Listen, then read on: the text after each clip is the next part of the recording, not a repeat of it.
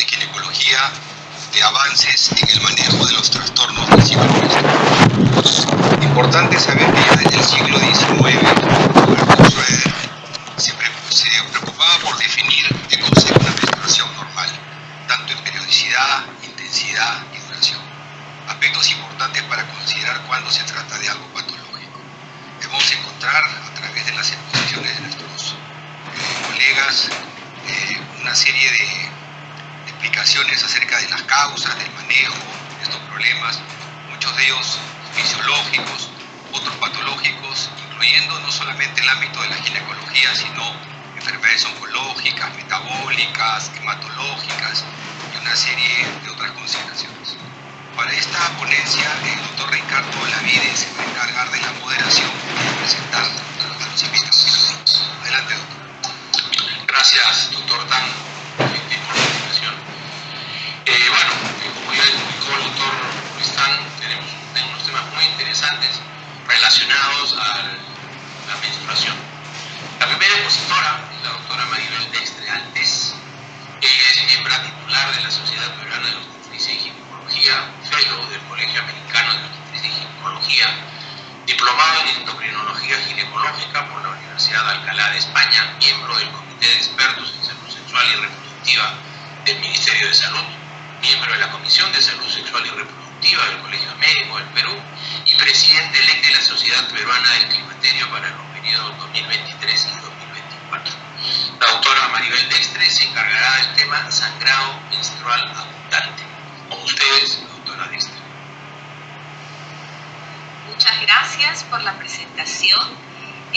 Vamos a continuar dentro del marco de nuestras jornadas de la Sociedad Peruana de Obstetricia y Ginecología, hablando sobre un tema muy importante como es el sangrado menstrual abundante. Sabemos de que la deficiencia de hierro y la anemia por deficiencia de hierro pueden tener profundos efectos sobre la cognición, sobre la productividad laboral, sobre la vida familiar, sobre nuestra vida social y van a contribuir al aumento de la morbimortalidad materno y neonatal, así como a un desarrollo neonatal deteriorado. Es así como el sangrado menstrual abundante probablemente sea el responsable de esta alta prevalencia de anemia a nivel mundial, que se dice que es aproximadamente el 30% de las mujeres y mayor en aquellas naciones de más bajos ingresos, como estamos en el Perú. En el Perú, en el año 2020, según la encuesta demográfica de salud y familia, hemos tenido una pequeña reducción de 0.2 puntos porcentuales por debajo del año pasado. Tenemos 20,9% en este momento de anemia en mujeres en edad fértil. Miren, son mujeres entre 15 a 49 años. Esta es la encuesta del año pasado, del 2020. Entonces, el sangrado menstrual abundante es una causa muy frecuente de consulta hacia ginecología, ¿no? Representa aproximadamente 1/3 de todas nuestras consultas diarias y se va a incrementar a un 70% de las consultas en mujeres en la peri y en la posmenopausia. El sangrado menstrual abundante va a repercutir en la mujer, en su calidad de vida, va a interferir en nuestro ámbito familiar, en nuestro ámbito social, en nuestro ámbito laboral y va a tener un importante impacto en el bienestar físico, psíquico y social de todas nuestras mujeres. Este problema en muchas ocasiones es infravalorado por nosotros mismos. Miren, veamos aquí unos testimonios, esto es de significados y prácticas culturales de la menstruación en mujeres aymaras del norte de Chile, y se le hace la encuesta a unas jovencitas, ¿no? Dice, mi familia no hablaban de este tema para nada, de hecho me llegó la regla y yo no sabía, porque de hecho para mí la regla no existía, ni siquiera me prepararon para eso. A mí me llegó la regla e inclusive me enfermé. Estuve hospitalizada, nos dice la joven, probablemente por un sangrado menstrual abundante. Esta otra es sobre los cuerpos femeninos, es de una tesis, una encuesta en mujeres del Cusco y mujeres limeñas, donde nos dice dice Adriana, de 29 años, de aquí de Lima, Perú. Dice, antes, que era más chibola, todo el tiempo usaba esas toallas grandes, que Dios mío, eran horribles. Porque como me venía tanto, entonces yo me manchaba todo y era un fastidio estar llevando a donde vayas un pantalón más, una truza más, un short más, porque todo se te pasaba. En cambio ahora, con el tiempo, como que tú ya te vas midiendo, pero antes como que no. Es decir, desde esa época que empezó con las menstruaciones abundantes, no nos comenta Adriana que ni su mamá ni ella acudieron a una consulta ginecológica. Entonces muchas veces es infravalorado la cantidad de sangrado que podemos tener, ¿no? Esto es de la misma tesis de Karina, de 17 años, y nos comenta algo que es muy importante y vamos a leerlo. Dice, en la escuela nos han enseñado que eso de no bañarse es creencia, porque esa sangre que nos baja es sucia, de tejido. Como tiene ese olor feo, hay que estarnos bañándonos, porque si no, nos puede dar infección. No solamente los médicos tenemos que dar esta labor informativa, educativa hacia nuestras pacientes cuando las tenemos enfrente, sino también los profesores. Y lo que les comenta es, por ejemplo, en esta mujer adulta, ya, esta es una encuesta a mujeres españolas, miren lo que conversa ella con respecto a si le explicó o no a su hija con respecto a la menstruación. Dice así, sí, con mucho cuidado. Yo a mi hija de esas cosas no le he hablado, quizás por cortedad. Ella me dijo un día, mamá, ya me he puesto mala. Y entonces yo ya le dije qué tenía que hacer, cuidado, y ya la preparé, ¿no? Que tenía que tener cuidado y ya la preparé. Pero yo explicarle, no. Yo le dije que no se bañara y que había que tener mucho cuidado. Esos términos de me puse mala, me enfermé, estoy con mis días, habla de una forma negativa con respecto a la menstruación, y eso también tenemos que tener una labor educativa nosotros, ¿no? Con respecto al sangrado menstrual excesivo o abundante, se han utilizado por mucho tiempo términos como hipermenorrea, menorragias, hipermenorragia, menometrorragia, etcétera, etcétera, etcétera. Es en el 2011 que la Federación Internacional de Ginecobstetricia tiene una reunión y da unas recomendaciones con respecto a las terminologías y definiciones con respecto al sangrado menstrual abundante, donde nos dice que es aquel sangrado menstrual que la mujer considera abundante, que afecta su salud y afecta su calidad de vida. Antes decíamos que es mayor de 800 mililitros, pero ¿cómo lo medimos?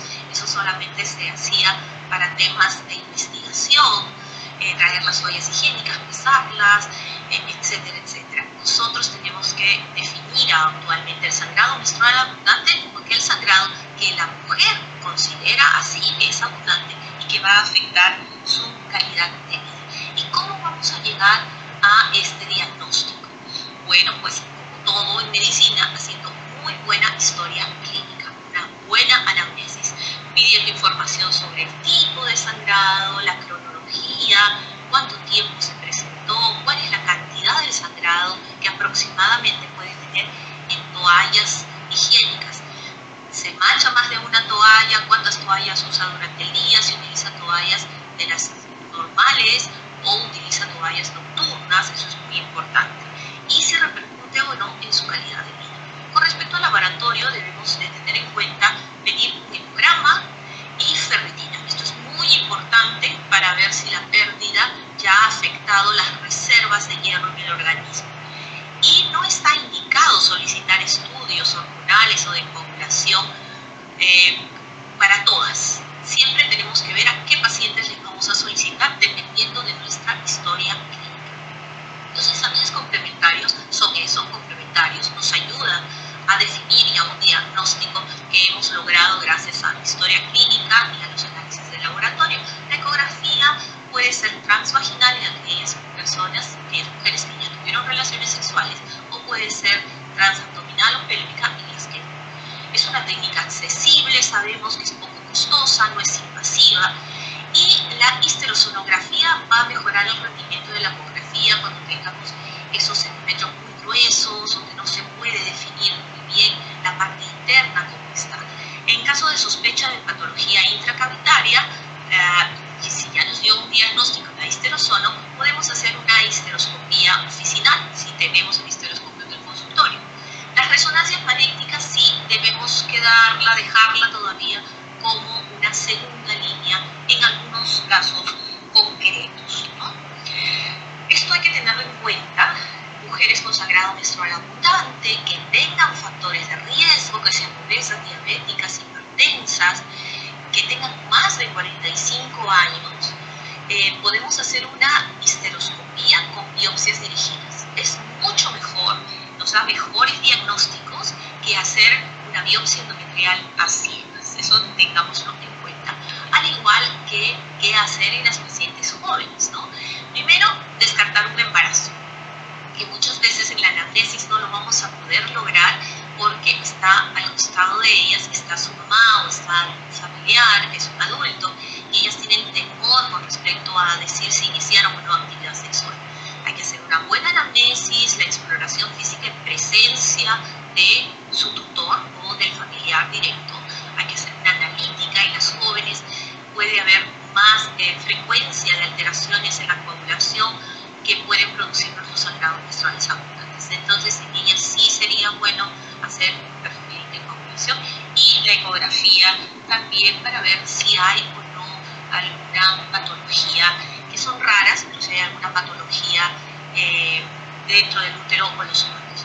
¿Cuál es el objetivo del tratamiento? El objetivo del tratamiento está, uno, en disminuir la cantidad de sangrado menstrual, porque por eso está yendo nuestra paciente a vernos. Segundo, corregir la anemia. Si nosotros cortamos el sangrado, la hemoglobina va a ir subiendo de a pocos. Podemos iniciar hierro endovenoso si es muy baja la cantidad de hemoglobina, o podemos dar hierro oral. Prevenir las recurrencias con un tratamiento prolongado, y finalmente así vamos a mejorar la calidad de vida de nuestras pacientes. Entonces, el tratamiento debe basarse en el estado de salud y en el estado reproductivo de nuestra paciente. Siempre debemos tener en cuenta su opinión. Ella debe de estar muy bien informada por nosotros de todas las diferentes opciones de tratamiento, cuáles son las ventajas, cuáles son los inconvenientes de su uso y los posibles efectos adversos que podría tener. Vamos a empezar con el tratamiento. El tratamiento inicialmente debe de ser médico, un tratamiento farmacológico, que podría ser no hormonal u hormonal. Vamos a empezar con los inhibidores de la síntesis de prostaglandinas, que son los AINES. Esta es una revisión última del 2019 de Cochrane, donde encuentran que para el tratamiento del sangrado menstrual abundante ovulatorio, los AINES son mucho más efectivos que el placebo, pero menos efectivos que el ácido tranexámico o que el dispositivo intrauterino del levonorgestrel. Los AINES van a presentar una tendencia no significativa a ser más eficaces que la progesterona en fase lútea o que el encapsilato y la píldora anticonceptiva oral en sangrado menstrual abundante o ovulato. Entonces, iniciemos con un AINE. Sabemos que el ácido tranexámico es mucho mejor. Según el Cochrane también en 2018, la revisión para el ácido tranexámico nos dice que va a reducir entre un 40 a un 50% de la pérdida sanguínea en estos casos. Y es más eficaz que el placebo, más eficaz que AINE, que el ácido epsilon-aminocaproico, que el encapsilato, que los gestágenos orales, pero menos efectivo que el dispositivo intrauterino de levonorgestrel. Ok, entonces aquí tenemos una tablita. En esta tablita está todo lo que se utiliza como tratamiento no hormonal, que se considera es primera línea. O sea, el tratamiento médico no hormonal es de primera línea en pacientes con sangrado menstrual abundante. Veamos cuál es la dosis. Ácido tranexámico, 1 gramo bioral cada 6 horas, 3 a 5 días. Miren el grado de disminución, 40 a 50%, con un grado de recomendación A y un nivel de evidencia 1B. El ácido mefenámico, 500 miligramos bioral cada 8 horas, 3 a 5 días durante la menstruación, de recomendación, igual que el tranexámico, y el naproxeno, 500 miligramos vía oral, se puede usar cada 12 horas, 3 a 5 días durante la menstruación, nos va a bajar un 30% el sangrado menstrual abundante. Y el etamcilato, 500 miligramos vía oral, cada 4 a 6 horas, por 3 a 6 días durante la regla, tiene un grado de recomendación B, nivel de evidencia 2B, y baja solamente un 20% del sangrado menstrual abundante. Entonces, vemos que dentro de los tratamientos médicos hormonales tenemos al dispositivo intrauterino de levonorgestrel, que frente a cualquier otro tratamiento va a reducir entre un 62 a un 73% del sangrado menstrual abundante. Y es de primera opción en aquellas mujeres que no desean gestación por el momento. Recordemos que el dispositivo intrauterino de levonorgestrel forma parte de los anticonceptivos de larga duración, los anticonceptivos reversibles de larga duración, y nos dura hasta 5 años. ¿Ok? A ver, el tratamiento médico hormonal, también tenemos una opción por vía oral, que es el valegato de estradiol con tienogest, que lo tenemos nosotros en nuestro medio. Estos son los estudios que se han realizado, y miren aquí, frente a placebo es mucho mejor. Concluyen que las disminuciones de sangrado menstrual fueron entre 87 a un 89% y un placebo 13 a 31%. Entonces, está primero el dispositivo intrauterino y detrás de él están las píldoras por vía oral de valegato de estradiol con tienogest. Aquí tenemos un resumen. Como tratamientos hormonales, a la cabeza tenemos al dispositivo intrauterino de levonorgestrel de 80 a 94%, tiene un nivel de recomendación A, nivel de evidencia 1B, el valegato de estradiol, que sabemos que la dosificación es por fases, ¿no? Es cuadrifásica, en un 87-89% de disminución. Le siguen los anticonceptivos hormonales combinados en un 35 a un 68%, gestágenos por uso más de 21 días bajan solo un 50%, y un gestágeno menos de 11 días a un 30%. Podríamos utilizar tabletas de medroxiprogesterona o de acetato de norepinefrina para controlar esos sangrados menstruales abundantes. Entonces, ¿qué pasa cuando tenemos la paciente que, a pesar del tratamiento, todo, volvemos a reevaluarla y tiene una patología orgánica? Esta paciente debemos tratar la patología orgánica específica, ¿no? Si tiene miomas, hagamos una histeroscopía quirúrgica. Si hay miomas uterinos y son causantes de este sangrado, pues veremos los miomas. Entonces, el tratamiento va a ser específico para el proceso cuando ya hay una patología. Ok, pero veamos esto. El tratamiento quirúrgico se va a indicar si el tratamiento médico no ha resultado adecuado para el control de este sangrado, o si la paciente tuviera alguna contraindicación para el uso de las hormonas, ¿no? También si la paciente desea que esa sea su primera opción. Como dijimos al inicio, debemos explicarle a la paciente sobre las ventajas, desventajas, qué es lo que se podría usar, qué es lo que no podría usarse en ella, y finalmente tomar una decisión bien informada con respecto a su tratamiento. El tratamiento quirúrgico del sangrado menstrual abundante sin patología orgánica va a ser finalmente histerectomía. La histerectomía es más efectiva para el sangrado menstrual abundante. Sabemos todos los que hacemos la práctica quirúrgica que no está exento de complicaciones, tiene mayor costo. Hablando de costos, es aproximadamente 3.500 euros en Europa una histerectomía, versus unos $1.200 que podría costar la técnica de ablación endometrial, ¿no? Si estamos hablando de las partes quirúrgicas. Solo va a estar indicada entonces la histerectomía en mujeres que no tengan deseo de fertilidad y que ellas asuman la pérdida de su útero. ¿Okay? Eso es muy importante. Las técnicas de ablación. Están las de primera generación y las de segunda generación. Dentro de las de primera generación se dice que se debe de destruir de 1 a 3 milímetros de endometrio subyacente para eliminar toda la capa basal del endometrio. Esto va a lograr una amenorrea o una disminución del sangrado. Estas técnicas de primera generación sí necesitan una visión directa de la cavidad endometrial.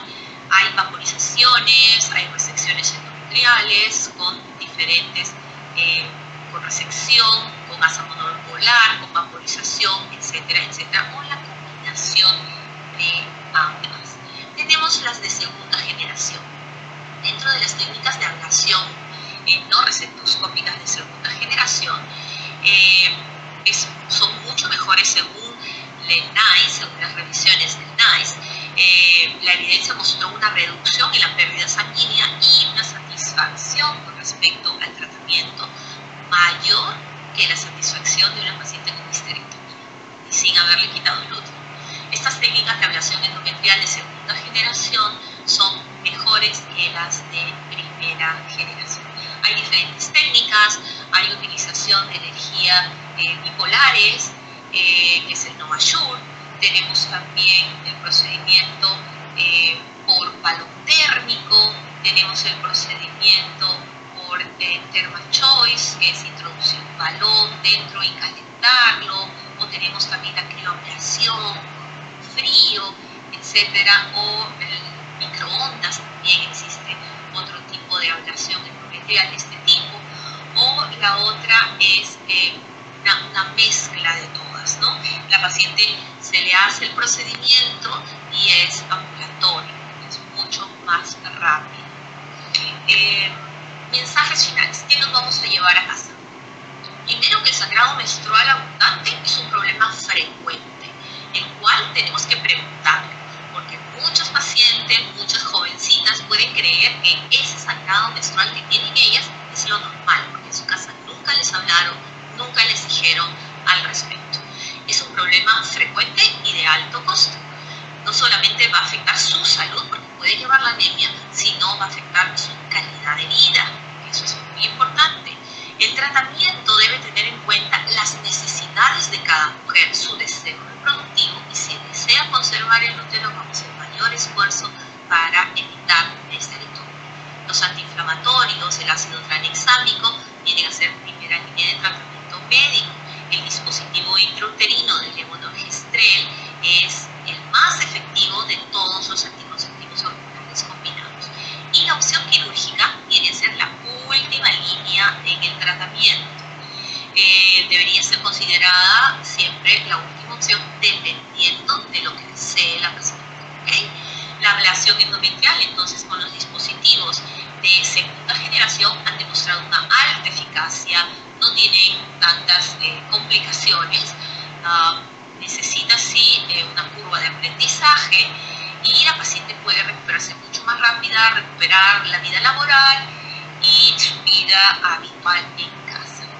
Unos mensajes finales antes de terminar mi presentación con respecto a menstruar en pandemia.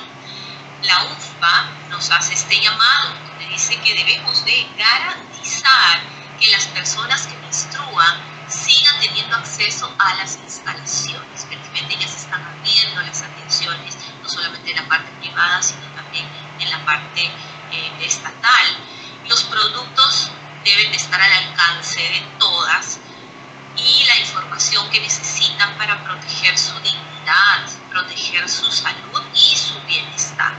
Los responsables de las tomas de decisiones deben asegurar que estos artículos esenciales de salud menstrual sigan estando disponibles. Es así como el Ejecutivo publicó en marzo de este año la Ley 31148, que recomienda promover y garantizar el manejo de la higiene menstrual en las niñas, adolescentes y en las mujeres vulnerables. Además, la norma promueve el acceso universal, el acceso gratuito, igualitario y progresivo de todos los productos y los insumos básicos de primera necesidad, ¿no? Entonces, tengamos en cuenta esto y conmigo hasta la próxima. Muchísimas gracias por su atención y hay que seguirnos cuidando. Gracias. Muchas gracias, doctora Maribel Dextre, por su brillante ponencia. Acto seguido, quiero presentar a ustedes al doctor Pedro Saona Ugarte, especialista en ginecología y obstetricia y doctor de medicina por la Universidad Peruana Cayetano Heredia, profesor principal de la Universidad Peruana Cayetano Heredia, paz presidente de la sección peruana del Colegio Americano de Obstetricia y Ginecología y también paz presidente de la Sociedad Peruana de Obstetricia y Ginecología, maestro de la ginecología y obstetricia latinoamericana y de la Federación Latinoamericana de Sociedades de Obstetricia y Ginecología, FLASOC. El doctor Pedro Saona nos va a hablar sobre el trastorno disfórico menstrual. Doctor Saona, tiene usted la presentación. Buenas tardes. En primer lugar, quiero agradecer al comité organizador por invitarme a participar en esta jornada con un tema interesante y aún enigmático, cuál es el síndrome premenstrual, el síndrome disfórico premenstrual. No presento conflictos de interés en la elaboración de esta presentación y como agenda vamos a abordar el tema de epidemiología, patogénesis, manifestaciones clínicas y diagnóstico y finalmente el tratamiento. En cuanto a la epidemiología, podemos considerar que el 85% de las mujeres experimentan por lo menos un síntoma premenstrual de intensidad leve en algún momento de su vida. A esto, la OMS lo define como tensión premenstrual.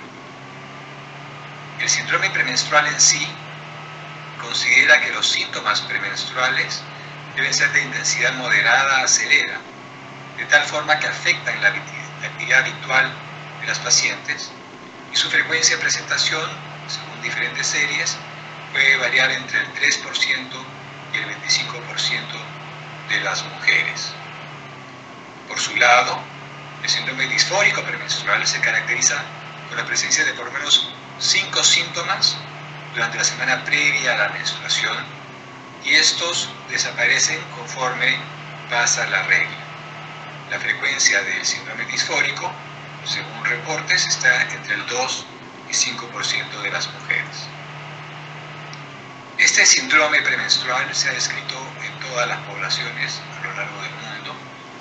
Un reporte norteamericano menciona que es más frecuente en las mujeres de raza blanca, con una frecuencia de 4.4%, mientras que las mujeres de raza afroamericana lo presentaban solamente en el 2.9% de las mujeres. En cuanto a los factores de riesgo, se ha mencionado entre ellos el consumo de tabaco, el bajo nivel de instrucción, historia de estrés postraumático o violencia sexual y trastornos de ansiedad. Asimismo, hay algunos estudios que manifiestan que hay una predisposición genética y esto relacionado al gen relacionado al receptor de estrógenos alfa 1. En cuanto a la patogénesis, debemos mencionar que no existe un estudio que demuestre una etiología clara del síndrome premenstrual. Se han reportado varias hipótesis, entre ellas que hay una respuesta anormal a las fluctuaciones hormonales del eje hipotálamo hipófiso ovárico. Segundo, que hay una sensibilidad disminuida del receptor GABA a la alopregnenolona, o que haya además una alteración del sistema serotoninérgico o una respuesta del eje hipotálamo hipófiso adrenal alterada. Y otra teoría que menciona que hay una alteración del centro regulador de las emociones en el sistema nervioso durante la fase lútea. Puede ser que haya varias de estas teorías interrelacionadas entre sí para explicar la etiología y la causa del síndrome premenstrual.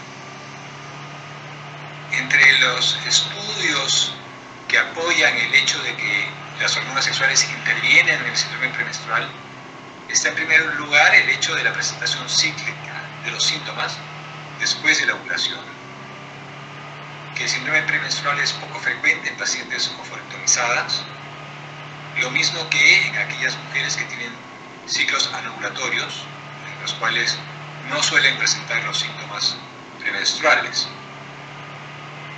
Por otro lado, hay evidencia que los estrógenos y la progesterona tienen algún efecto sobre neurotransmisores como la serotonina, la noradrenalina y el GABA.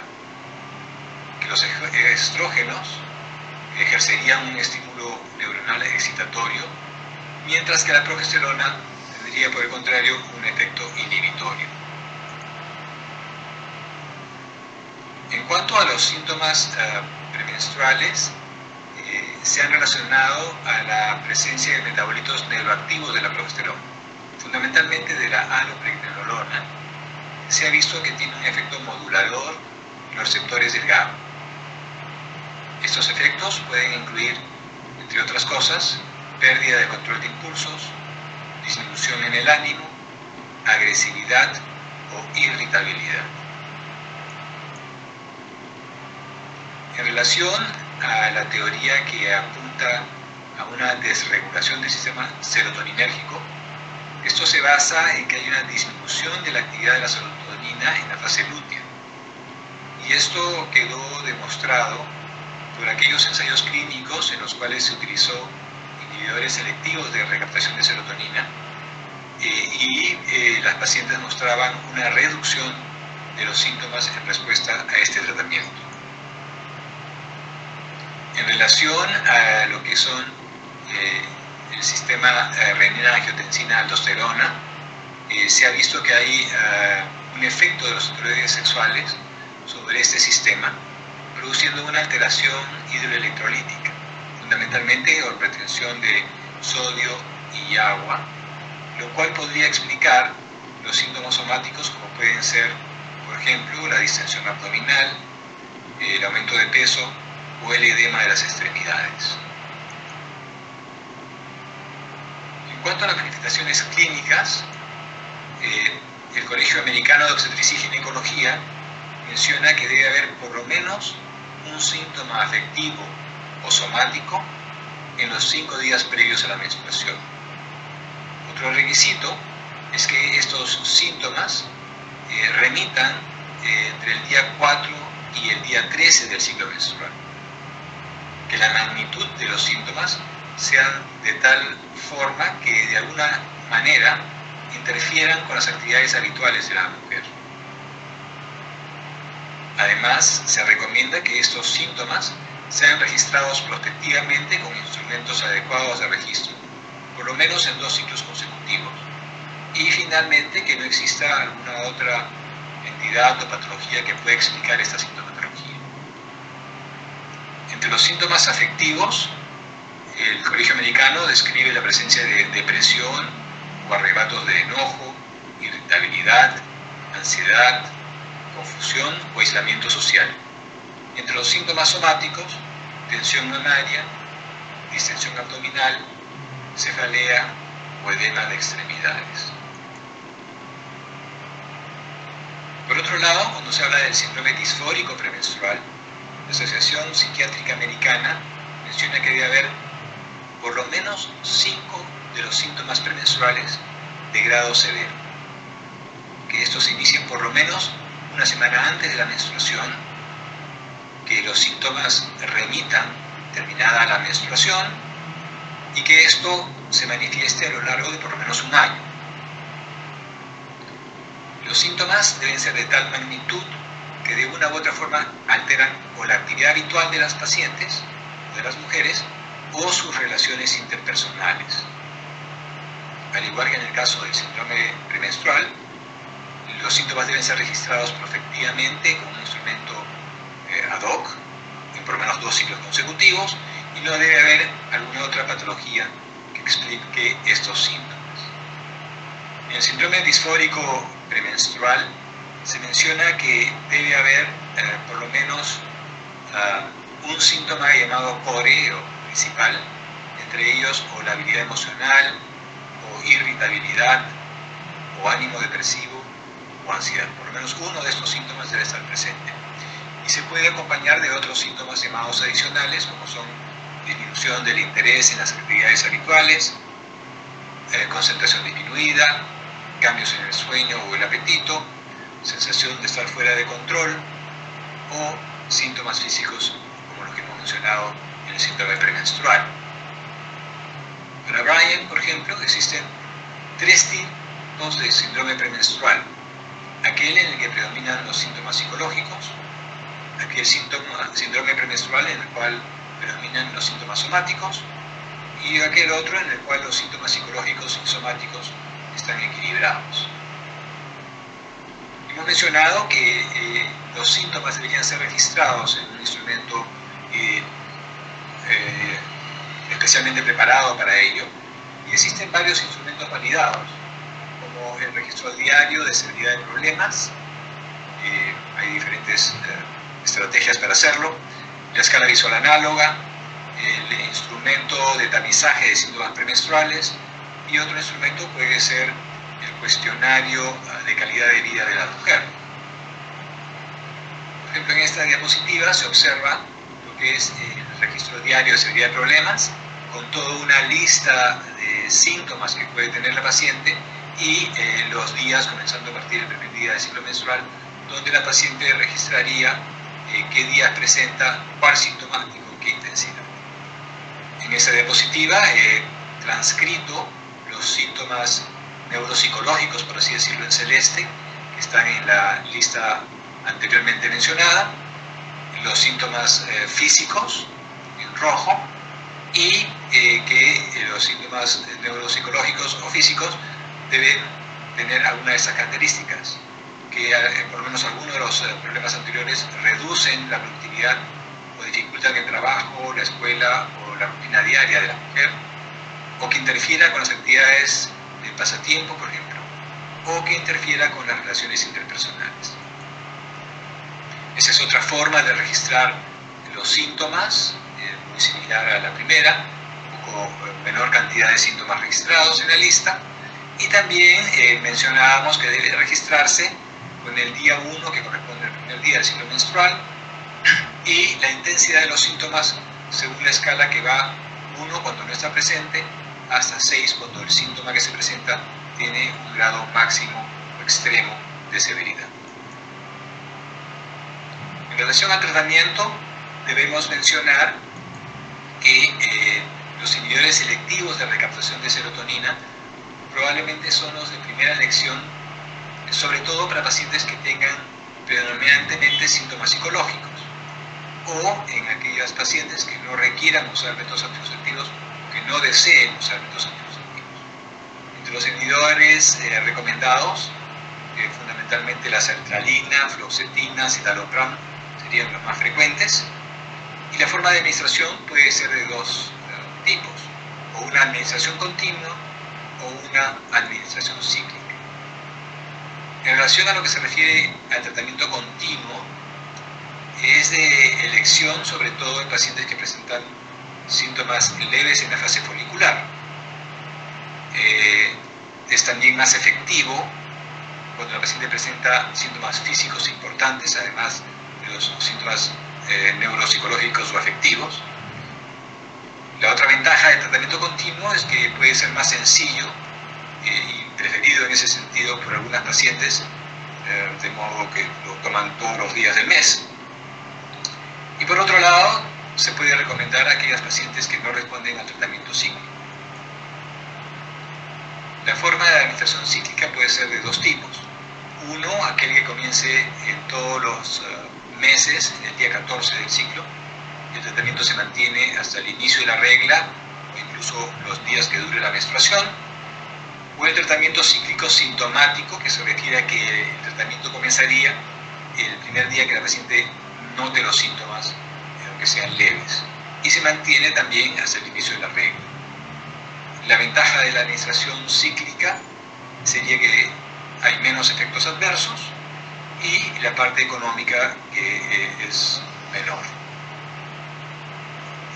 Sin embargo, en los pacientes que tienen síntomas físicos puede ser necesario usar tratamientos con dosis más altas en la administración cíclica.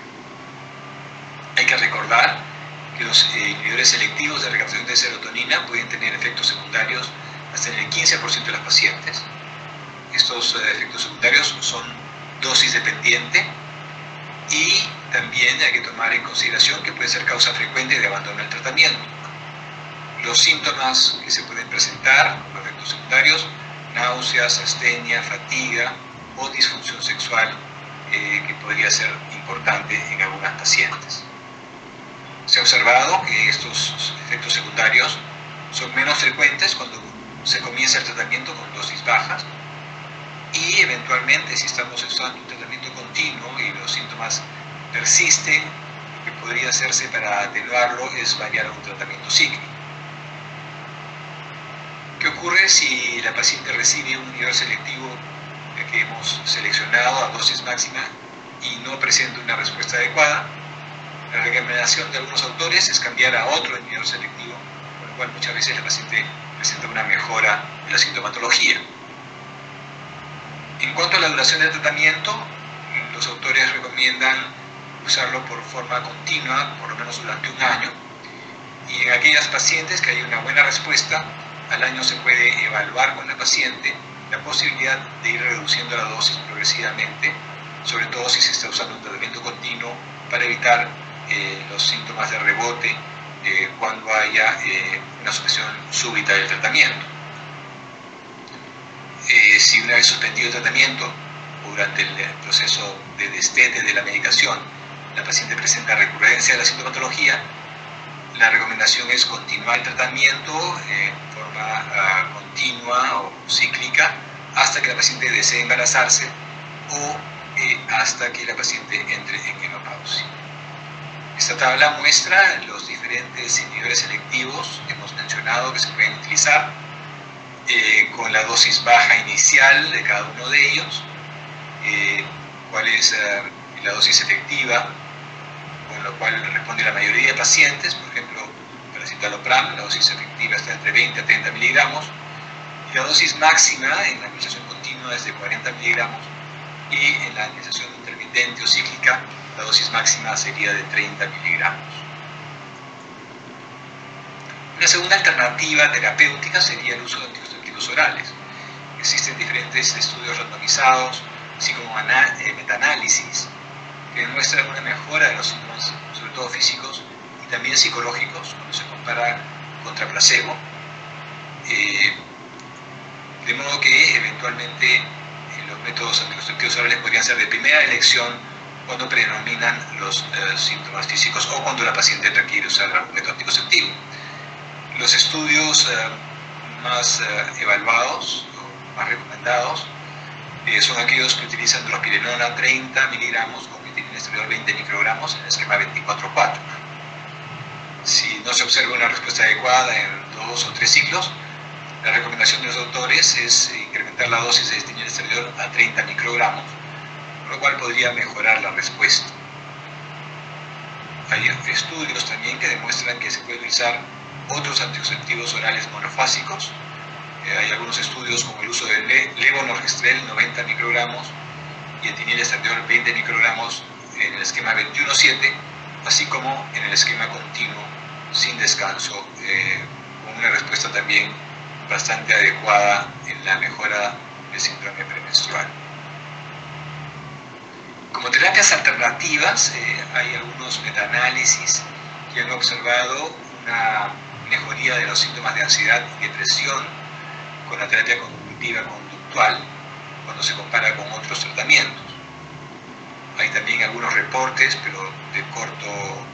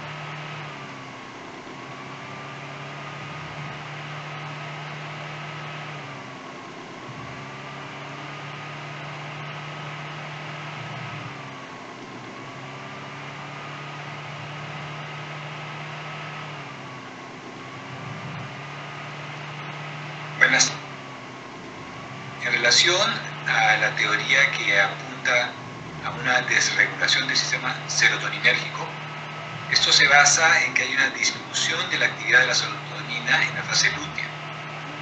Y esto quedó demostrado por aquellos ensayos clínicos en los cuales se utilizó inhibidores selectivos de recaptación de serotonina y las pacientes mostraban una reducción de los síntomas en respuesta a este tratamiento. En relación a lo que son el sistema renina-angiotensina-aldosterona, se ha visto que hay un efecto de los esteroides sexuales sobre este sistema, produciendo una alteración hidroelectrolítica, fundamentalmente por retención de sodio y agua, lo cual podría explicar los síntomas somáticos como pueden ser, por ejemplo, la distensión abdominal, el aumento de peso o el edema de las extremidades. En cuanto a las manifestaciones clínicas, el Colegio Americano de Obstetricia y Ginecología menciona que debe haber por lo menos un síntoma afectivo o somático en los 5 días previos a la menstruación. Otro requisito es que estos síntomas remitan entre el día 4 y el día 13 del ciclo menstrual. Que la magnitud de los síntomas sean de tal forma que de alguna manera interfieran con las actividades habituales de la mujer. Además, se recomienda que estos síntomas sean registrados prospectivamente con instrumentos adecuados de registro, por lo menos en 2 ciclos consecutivos. Y finalmente, que no exista alguna otra entidad o patología que pueda explicar esta sintomatología. Entre los síntomas afectivos, el Colegio Americano describe la presencia de depresión o arrebatos de enojo, irritabilidad, ansiedad, confusión o aislamiento social. Entre los síntomas somáticos, tensión mamaria, distensión abdominal, cefalea o edema de extremidades. Por otro lado, cuando se habla del síndrome disfórico premenstrual, la Asociación Psiquiátrica Americana menciona que debe haber por lo menos 5 de los síntomas premenstruales, de estudios randomizados, así como metaanálisis, que demuestran una mejora de los síntomas, sobre todo físicos y también psicológicos, cuando se compara contra placebo. De modo que eventualmente los métodos anticonceptivos orales podrían ser de primera elección cuando predominan los síntomas físicos o cuando la paciente requiere usar algún método anticonceptivo. Los estudios más evaluados, más recomendados, son aquellos que utilizan drospirenona 30 miligramos con metilminestrol 20 microgramos en el esquema 24/4. Si no se observa una respuesta adecuada en 2 o 3 ciclos, la recomendación de los autores es incrementar la dosis de metilminestrol a 30 microgramos, lo cual podría mejorar la respuesta. Hay estudios también que demuestran que se pueden utilizar otros anticonceptivos orales monofásicos. Hay algunos estudios como el uso de levonorgestrel 90 microgramos y etinilestradiol 20 microgramos en el esquema 21/7, así como en el esquema continuo sin descanso, con una respuesta también bastante adecuada en la mejora del síndrome premenstrual.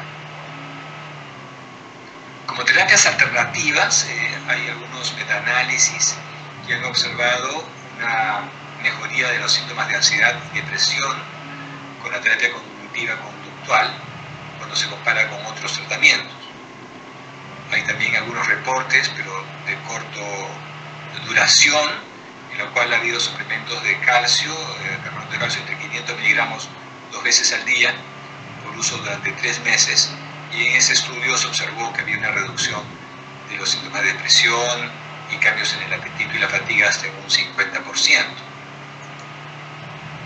Sin embargo, otras terapias como el uso de vitamina D, vitamina B6, el uso de diferentes hierbas o acupuntura no han mostrado resultados concluyentes o que no son recomendados basados en evidencias. Hay algunas recomendaciones que deberíamos tomar en cuenta cuando tenemos pacientes con síndrome premenstrual.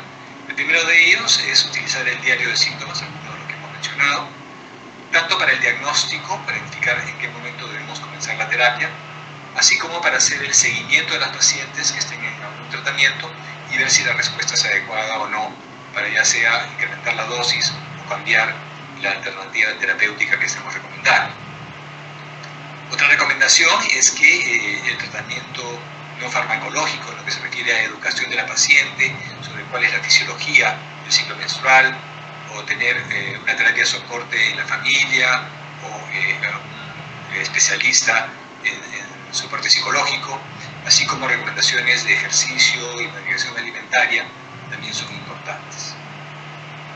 Para el manejo de síntomas físicos puntuales, por ejemplo, también se ha recomendado el uso de espironolactona para lo que es distensión abdominal o tensión mamaria, y el uso de analgésicos o antiinflamatorios no esteroideos para el manejo de la cefalea. Para el problema de fatiga o insomnio, la restricción de la cafeína debería ser una de las primeras recomendaciones que demos a las pacientes. Entonces, para concluir, podemos decir que el síndrome premenstrual, el síndrome disfórico premenstrual, es una entidad que compromete la salud física y mental de las mujeres, que no existe hasta el momento una sola explicación de la fisiopatología de esta entidad. Puede ser que sea un problema multifactorial, y sin embargo lo que sí se ha concluido es que en este síndrome involucra las hormonas sexuales y los neurotransmisores, fundamentalmente serotonina, y finalmente que el tratamiento debe ser personalizado en relación a las manifestaciones clínicas, y siendo de elección en primer lugar los inhibidores selectivos de recaptación de serotonina o anticonceptivos orales de acuerdo a las necesidades y las características de cada paciente. Muchas gracias por su atención. Gracias, doctor Saona, por su presentación. Y para concluir este simposio, voy a invitar al doctor José Raúl Paredes Salas.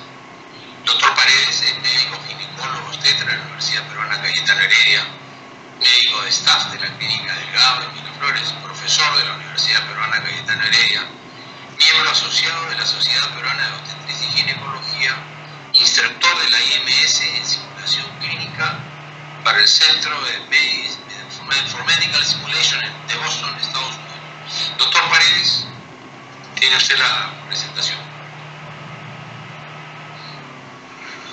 Buenas tardes. El día de hoy, agradeciendo a la Sociedad Peruana de Ginecología y Obstetricia, en este caso al doctor Ricardo Olavide como moderador de la mesa y el doctor Luis Tan como presidente. El día de hoy voy a hablar un poco sobre sangrado uterino anormal. ¿Qué es importante saber sobre sangrado uterino anormal? Se ha trabajado mucho durante los últimos 16 años. Y esto empieza alrededor del año 2005, donde en Washington se reúnen aproximadamente 35 expertos en desórdenes menstruales. Estos expertos empiezan a evaluar los términos que normalmente utilizábamos para manejar la sintomatología y los diagnósticos relacionados al sangrado uterino anormal, y van encontrando después que había mucha diferencia entre lo que pensaba un médico, lo que era el concepto de un síntoma o era el desarrollo de un diagnóstico. Entonces no había un consenso entre todos y no todos hablaban el mismo idioma. Este consenso fue publicado ya en 2 revistas en el año 2005, y es que Wolcock y colaboradores hacen una revisión sistemática de más o menos unas 100 publicaciones y encuentran lo mismo, ¿no? Y se dan cuenta que, por ejemplo, el término de menorragia, que normalmente lo utilizábamos, algunos lo consideraban un síntoma y otros lo consideraban un diagnóstico. Entonces no había un consenso. El 75% pensaba que era un síntoma y el 25% que era un diagnóstico, ¿no? Entonces, investigadores de 17 países, 6 continentes, se reúnen en el año 2009 aproximadamente y estadifican el sangrado uterino anormal en 9 categorías en lo que es el PANCOI, ¿no? Y es en noviembre del 2010 que la Federación Internacional de Ginecología y Obstetricia acepta formalmente este nuevo sistema de clasificación. Y es importante hablar de sistema de clasificación porque la FIGO, como veremos más adelante, interpreta y promueve el uso de sistemas. Y en sangrado uterino normal hay 2 sistemas, el sistema 1 y el sistema 2, que lo vamos a ver más adelante y va a ser parte primordial de esta ponencia, ¿no?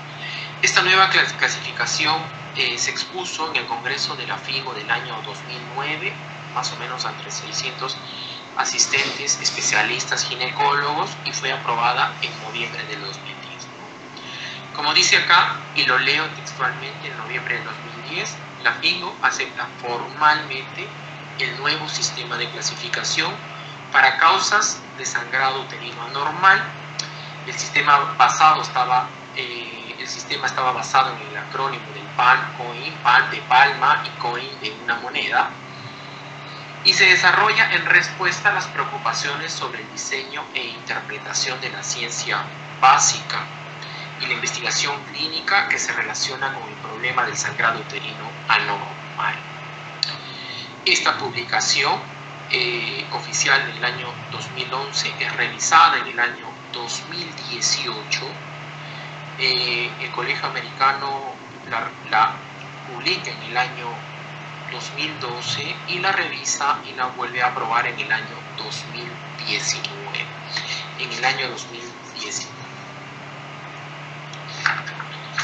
Es de esta manera que en la actualidad ya muchas publicaciones no son aceptadas si es que no se utiliza la nomenclatura correcta. Entonces, basados en ellos, ¿qué términos usábamos y qué términos debemos dejar de utilizar y qué términos debemos usar, ¿no? Entonces, si yo te digo qué es lo que no usamos, pues también tengo que decirte qué es lo que debemos usar, ¿no?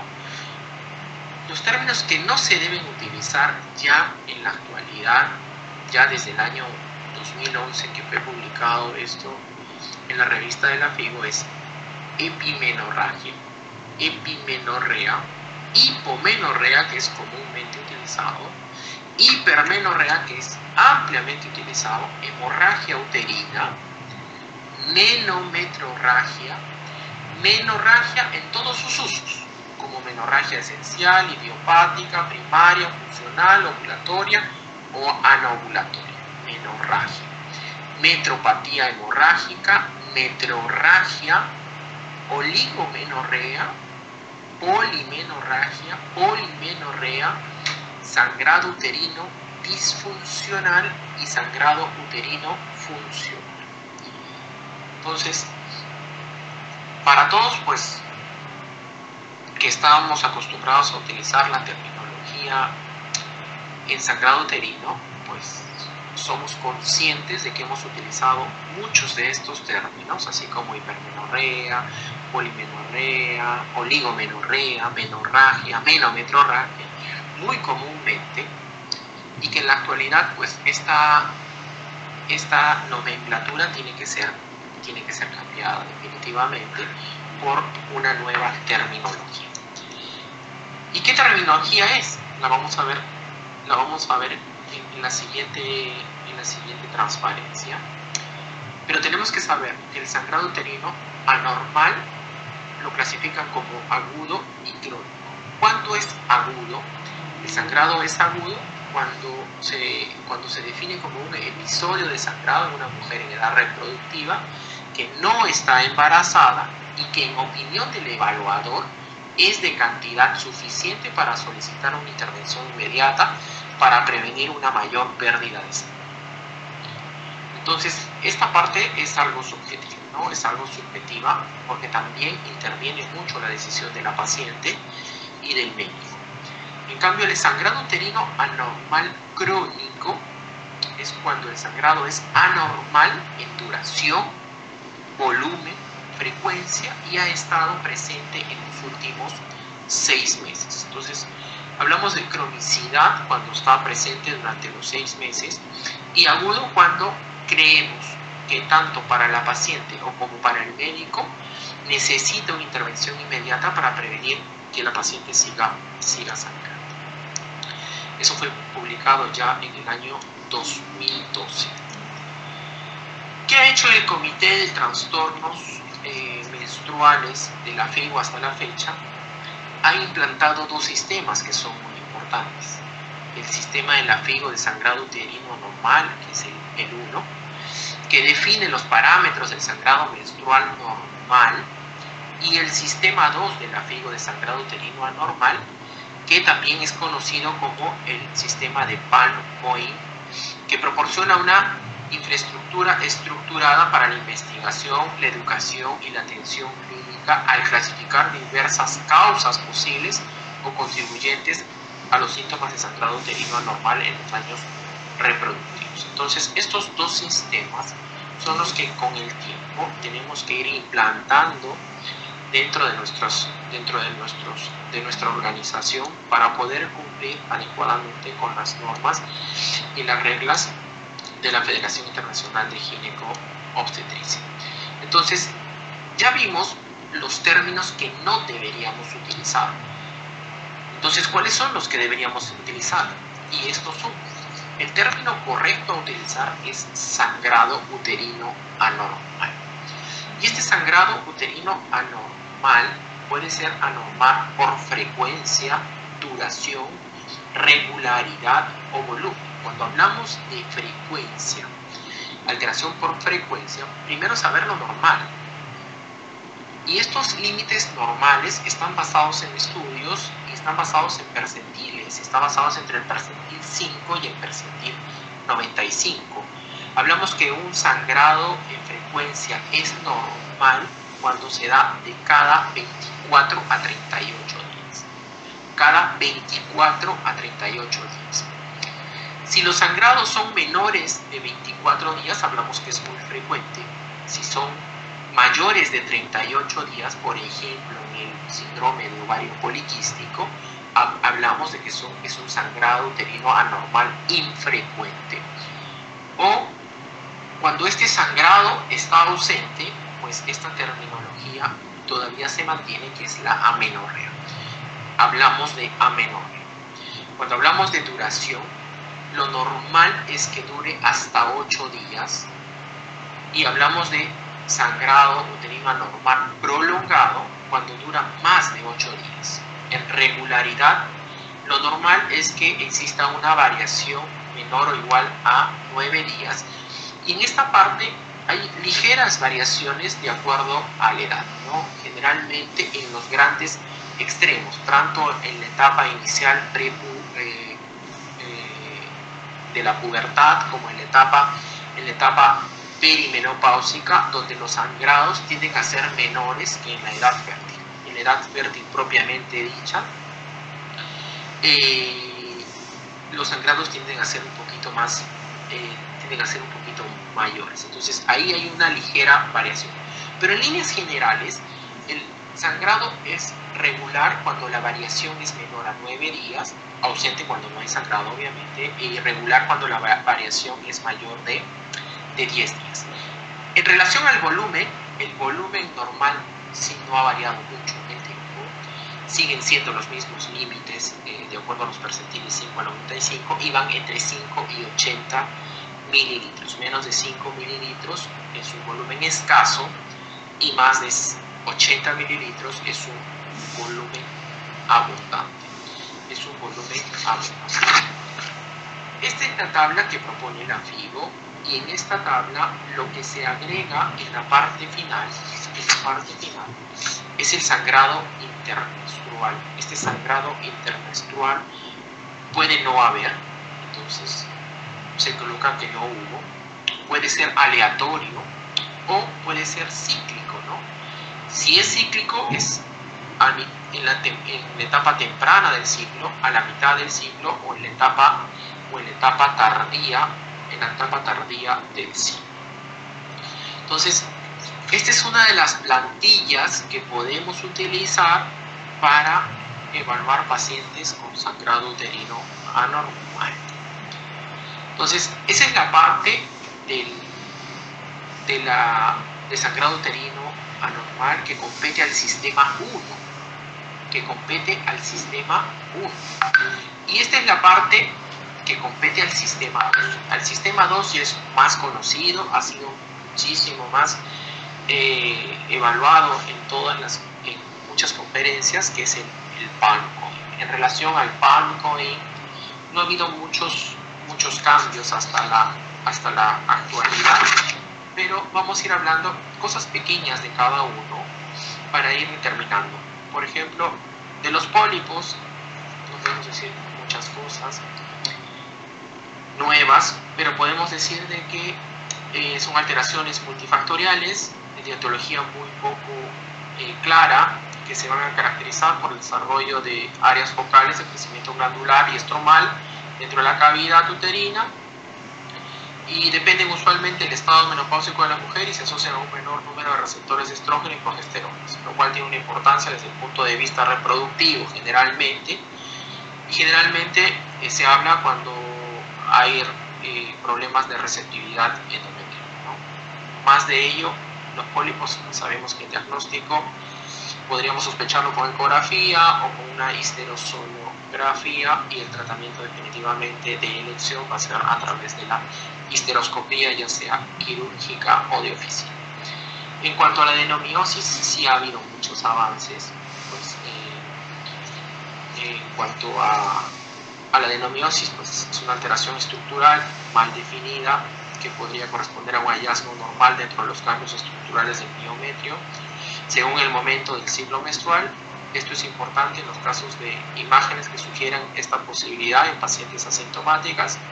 Si existe un contexto realmente patológico, el sangrado uterino anormal podría sí estar asociado al aumento de volumen del área de descamación endometrial por un aumento del tamaño uterino, un efecto estructural.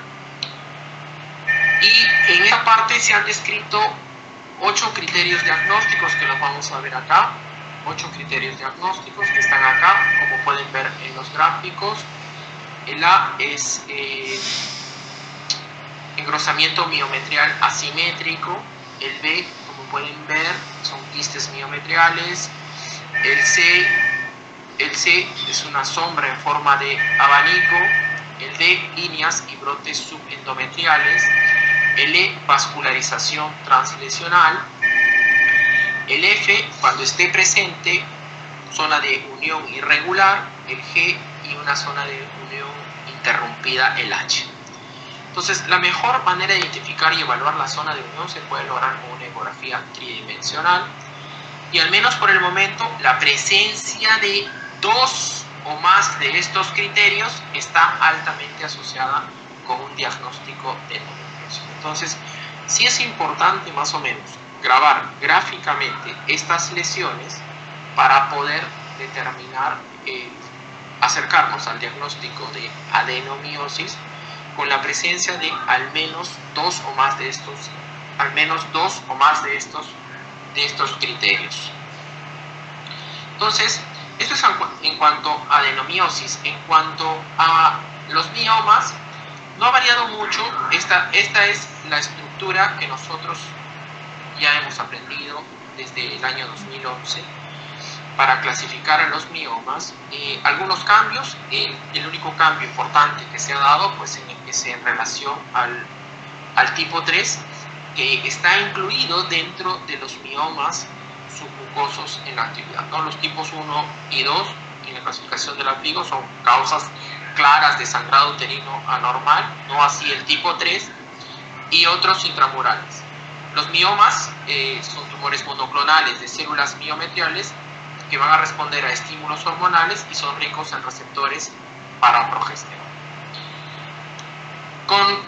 Con respecto a la malignidad e hiperplasia, hay que recordar que no solamente el cáncer de endometrio produce sangrado uterino anormal, pues así también puede haber cáncer de cuello uterino y menos frecuente leiomiosarcoma.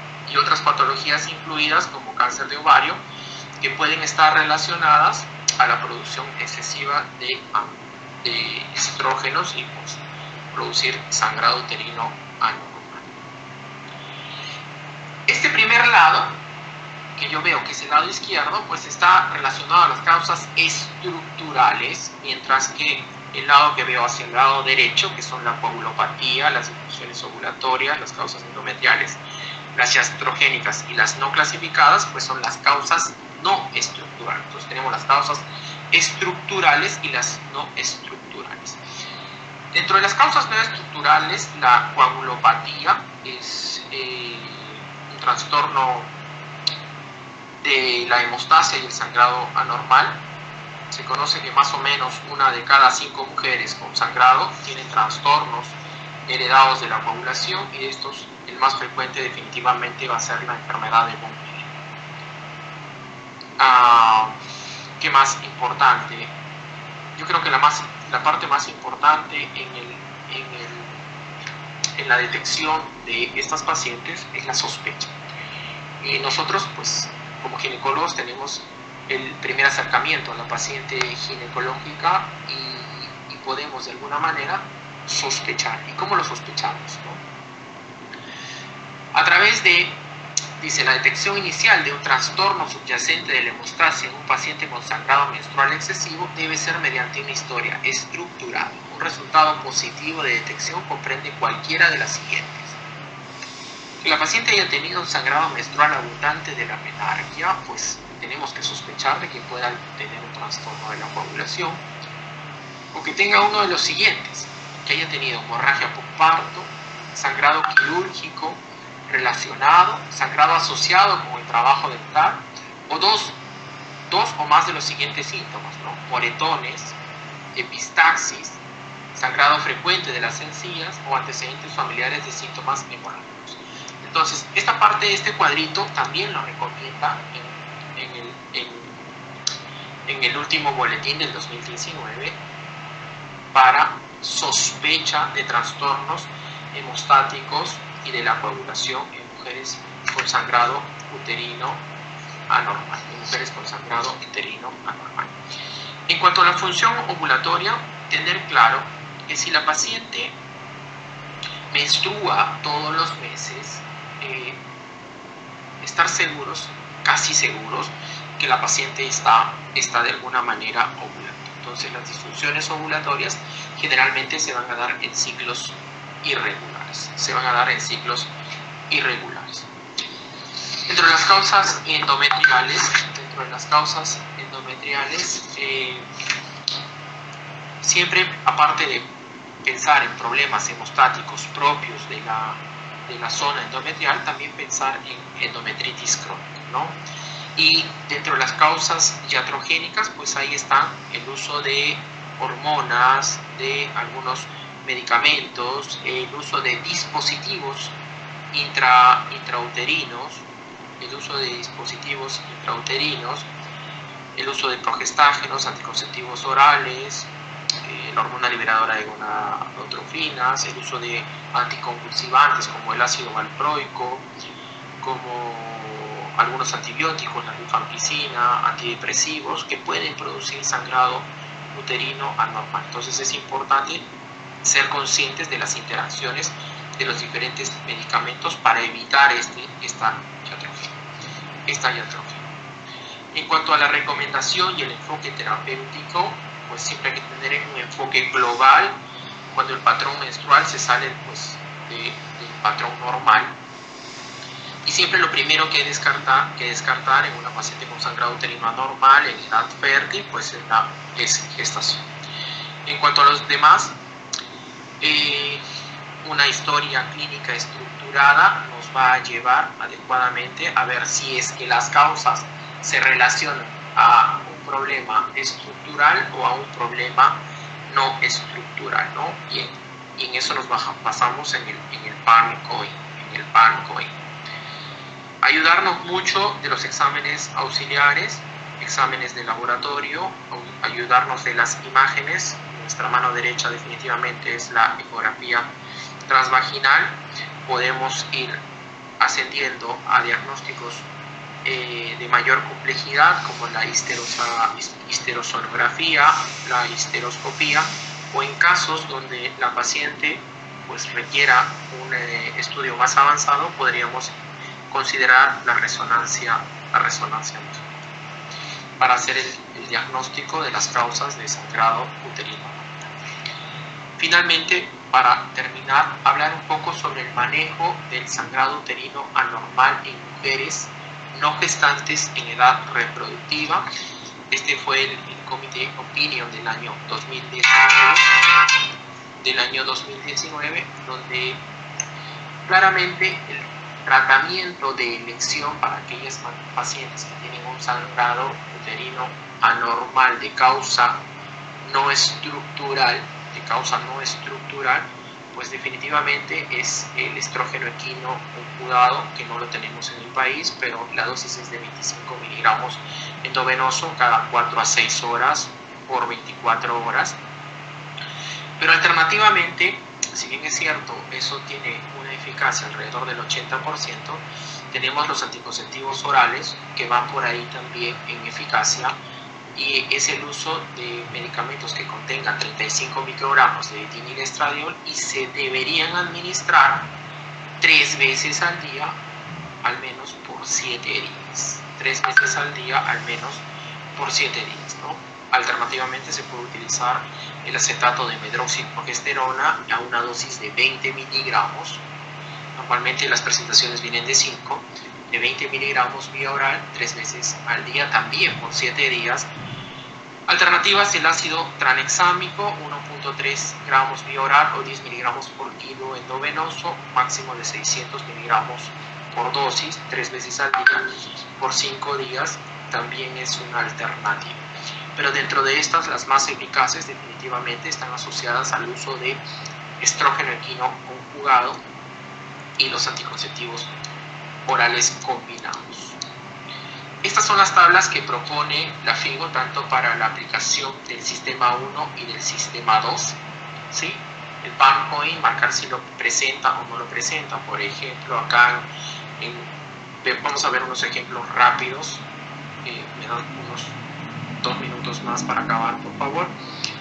Y por ejemplo, acá en este ejemplo, en el sistema 1, podemos ver simplemente viendo la ecografía de que la paciente tiene un mioma submucoso tipo 2 y su diagnóstico sería sangrado uterino anormal con un guión mioma submucoso, ¿no? Y ahí están las características clínicas de la paciente, con un ciclo de 30 días, duración de 10 días, un sangrado abundante y no hay sangrados intermenstruales. Entonces, este uso del sistema 1 y además del sistema 2 nos pueden guiar rápidamente al diagnóstico, ¿no? Acá podemos ver un caso de leiomiomas, ¿sí? Y además un trastorno ovulatorio, porque la paciente pues tiene sangrados intermenstruales, y según la clínica vemos pues que la regularidad es mayor de 46 días y una duración del ciclo de 14 a 60 días, ¿no? Que no es normal. En este caso podemos ver un ejemplo de presencia de pólipos en el sistema 1, donde ven los síntomas, la duración del ciclo 31 días, regularidad más o menos 3 días, una duración de 4 días, un volumen normal, presencia de sangrado intermenstrual. Y en el sistema 2 de PANPOINT, que es lo que se encuentra, pues se encuentra pólipos y también se encuentra un leyo mío.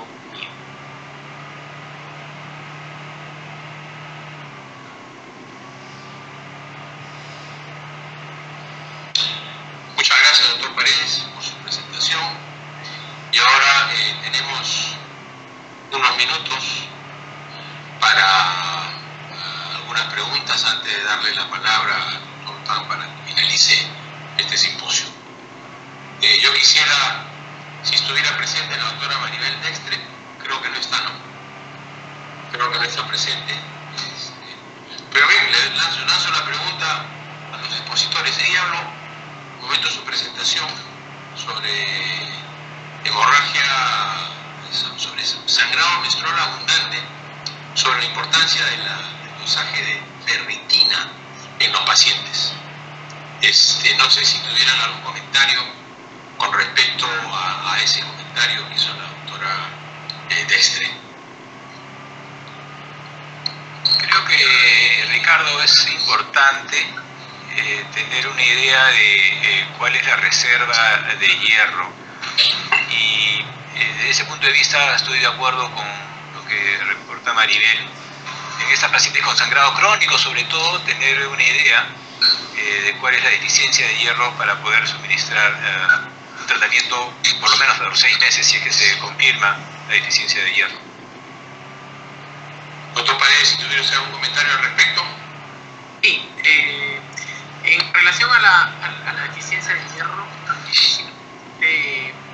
la valoración, recordemos que los valores van a ser distintos de acuerdo a algunos laboratorios, pero en líneas generales el valor de punto de corte, tenemos valores menores a 16, pues los depósitos de hierro tienden a ser muy bajos, y tendríamos que valorar de que la paciente eleve estos valores, ya sea por tratamiento vía oral o tratamiento vía endovenosa, que en la actualidad tiende y va a tendencia a mejorar su uso, ya que tiene menos efectos adversos, ¿no? Recordar que en gestión, es cierto, los valores son mayores de 15, pero lo ideal es mantener mayores niveles de 30 miligramos en